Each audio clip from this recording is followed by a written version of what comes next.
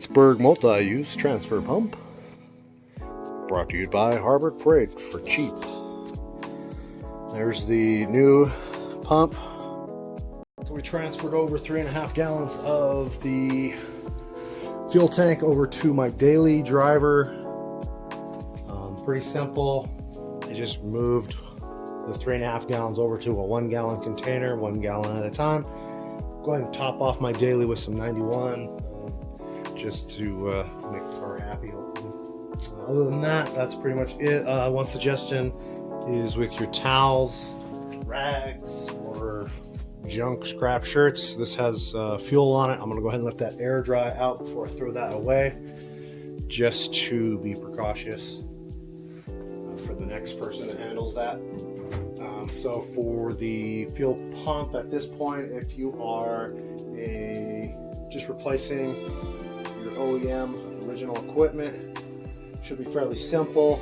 You're going to want to disconnect the electrical pin, and then you're going to disconnect the strainer and the retaining clips for the hose. Things to keep in mind on the hose: you're probably going to want to replace that. If you bought a replacement pump, it should have a new hose. It might vary in length. You may have to trim that, and hopefully it came with new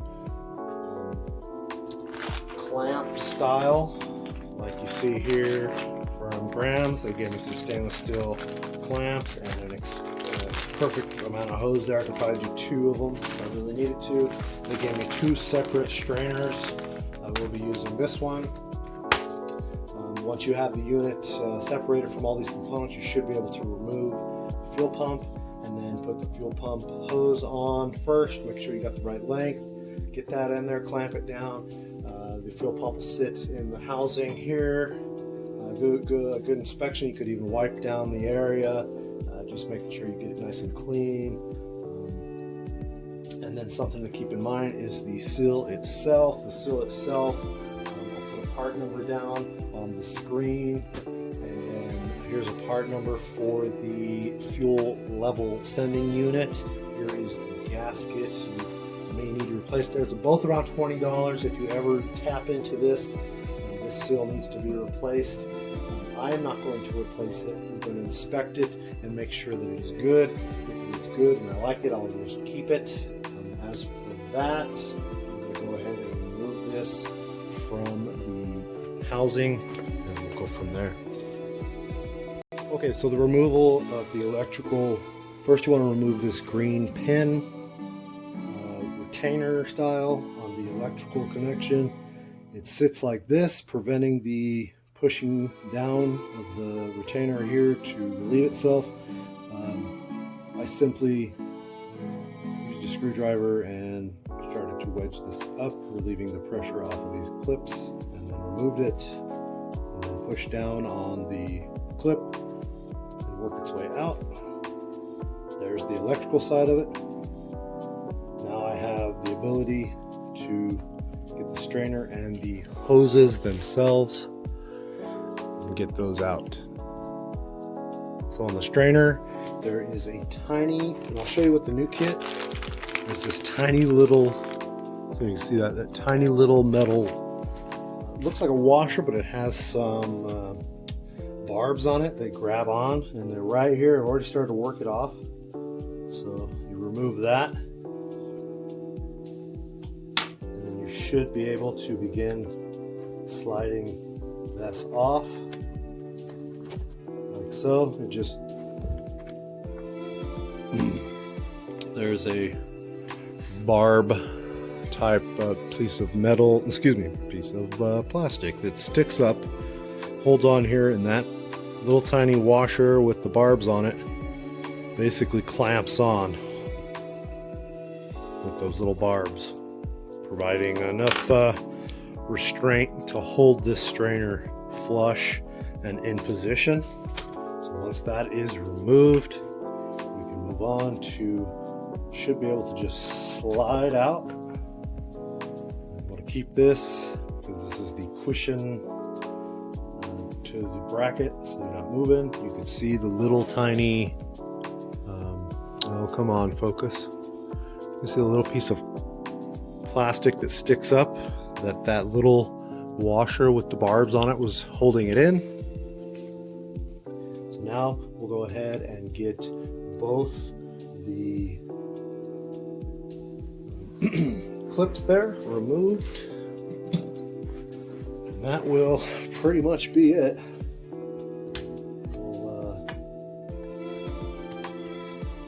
move those two closer to the center. And I'll just take it off of this. And there it is. Now, that's it on the fuel pump. I'll go ahead and do a little research. This is a Wellboro, and the number on it says made in the United States. Patent number, we don't care about that. GSS 342 and a 24803 TAC 1. So just see what that is. I'll go ahead and put that right about here somewhere, and then we'll see what that is. Hopefully I'm not moving from this one does feel a little heavier. Hopefully I'm not moving from like a 420 to a 320 or a 400 or whatever this could be. So let's see what that is real quick. Excuse me. And we'll go ahead and get the remaining parts removed from the bracket. I'm going to clean the bracket. You can reuse these, especially if it's just OEM. You're not going anything special. Something to keep in mind, as I stated, this is your feed line. You can tell because it comes straight down into this hose. And this is your return line coming right there. There you go. I'm going to clean all this up. Going to remove the hose, keeping it so that I know the length of approximation. Not exact, but a little bit close. Something I do, it might help you with a pair of these pliers. I just grab it and give it a couple rotates, loosening that connection, and I should be able to slowly work it down.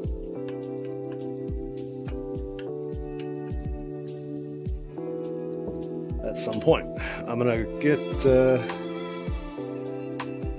this. I'm gonna leave because I need new wiring for the new fuel pump because it has different style of connection. It's still just a negative and a positive. The only difference is this little puppy right here is an additional negative for whatever reason.